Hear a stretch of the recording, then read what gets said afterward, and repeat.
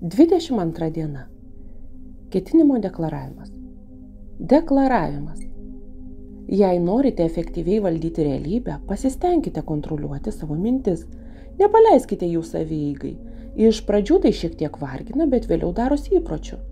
Nieko nedarykite šiaip sau nemąstydami, murgdamiesi amorfinėme nevaldomų minčių kisielyje.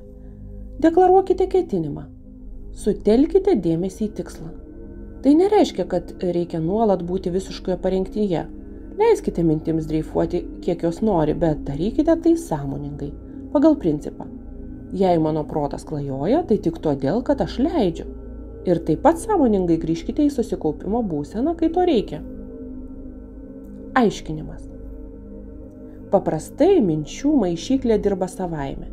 Idėjos gimsta ir išblėsta nekontroliuojamai, mintys šokinėja nuo vienos temos prie kitos. Protas mataroja kojytėmis kaip kūdikis. Bet kokia iš to nauda? Jei norite greitai ir efektyviai formuoti savo realybę, įpraskite dieną kartkartėmis ištarti savo minčių formas, nuostatas, ką norite pasiekti. Pagrindinį tikslą apskritai pageidautina nuolat laikytis slaptose mintyse foniniu režimu. Deklaruodami ketinimą jūs užfiksuojate jo vektorių. Pavyzdžiui, įpraskite kelias minutės per dieną skirti minčių formai įtvirtinti. Mano smegenyse yra savišvietos programa. Smegenys pačios vystosi ir tobulėja, užsimezga nauji pusrutulių ryšiai. Abu pusrutuliai dirba tiksliai, darniai, sinchroniškai. Mano smegenys genialios, man į galvą ateina nepaprastos mintys. Aš nestandartiškai mąstau, smegenų rezervai įsijungia į darbą. 90% smegenų veikia aktyviai. Mano intelektas galingas ir kasdien darosi vis galingesnis.